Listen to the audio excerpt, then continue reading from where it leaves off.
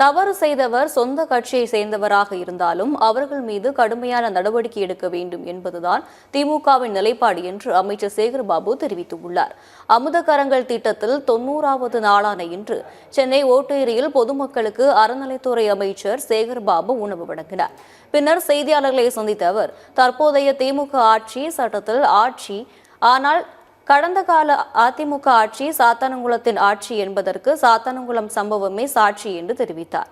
Tamilisai சவுந்தரராஜனுக்கு media மெனியா என்பதில் தேவையற்ற குற்றச்சாட்டுகள் தெரிவித்து வருவதாக கூறியுள்ளார். ஆட்சியை பொறுத்தளவில் தவறு நடக்கின்ற பட்சத்தில் அதன் மீது நடவடிக்கை எடுக்கவில்லை என்றால் தான் குற்றம் சாட்ட வேண்டும்.